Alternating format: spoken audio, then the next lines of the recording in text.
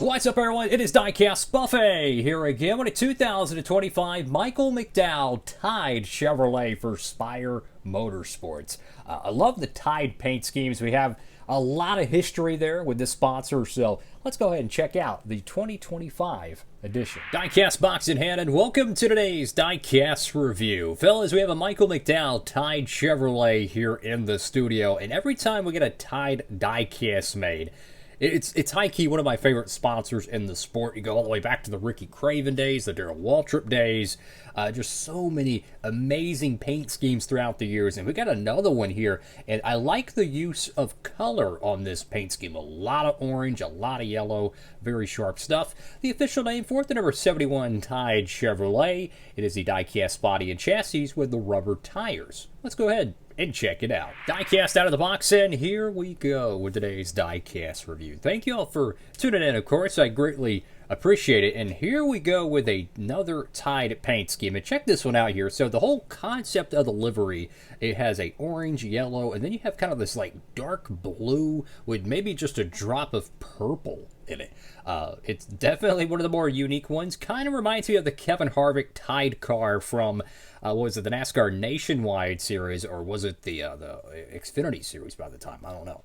Anyways, do have a little bit of a fuzzy there. Go to the front of the diecast. You have the Tide logo right there on the hood. Good use of the real estate. You know, use all of it, right? If you're going to sponsor a cup car, you know, you're going to do all that. You might as well use the real estate of the car.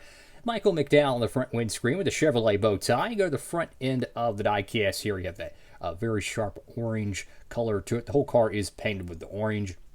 Now, there is a little bit of a detailed texture around the car, these little polka dots right here. I guess it's like, I don't know, cleaning bubbles, or maybe that's something that's a design on the bottle or whatever of Tide. I'm not sure, but it looks pretty cool. I like the extra texture to it. Joey Logano with the Pennzoil cars that he's ran at the Spring Las Vegas race throughout the years. They've had similar designs as well. You have the number 71 right there in the front. Sudoku on both sides with Spire Motorsports on the right side. The Camaro headlight, I guess you could say it's a little bit in a washing machine. Anyways, I'll go over here to the left side of the diecast.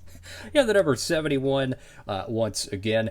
I like how they changed the colors down here. You have the Nations Guard and Delaware Life. They didn't just put a random, box behind it. They made the words, in the white color, but then you add the orange background. So you're still able to read the sponsors, right? But it doesn't distract from the paint schemes. I remember years ago they would have a Mountain Dew logo. Instead of just putting a little, border line around the Mountain Dew decal, they would just put this giant green box, and sometimes they could really throw off the paint scheme. So I much prefer when sponsors work with the livery to make it happen.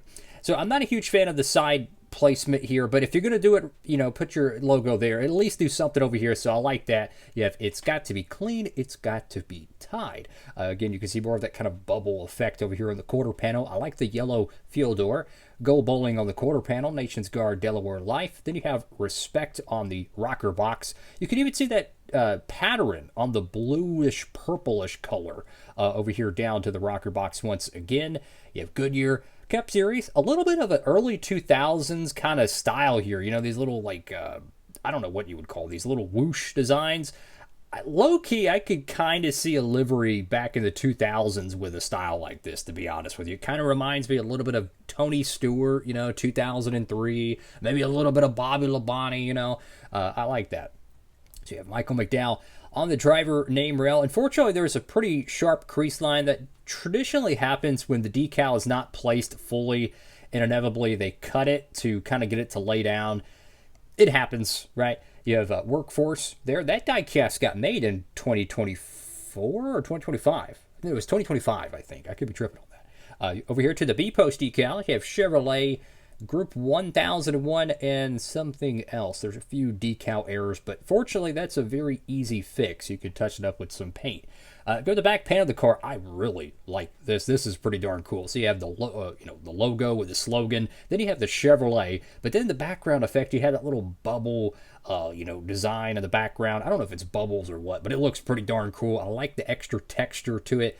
This is a really sharp livery over here. I like the little whoosh that kind of ends right there at the corner of the back bumper A lot of COT era paint schemes used to do this, and I always liked how they did that. Spire Motorsports with Safety Clean on the left side, and then you have 71 on the right side.